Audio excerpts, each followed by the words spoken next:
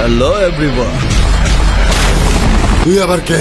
বাংলাদেশের ঐতিহ্য এবং বাংলাদেশ সেনাবাহিনীকে ঘিরেই নির্মিত হতে যাচ্ছে শাকিব খানের সোলজার সিনেমাটি। সোলজার সিনেমার নির্মাতা শাকিব ফাহাদ এই সিনেমার মূল আকর্ষণ হিসেবে রাখতে যাচ্ছেন বলিউডের আইটেম কুইন এবং একসময়ের জনপ্রিয় নায়িকা সানি লিওনকে।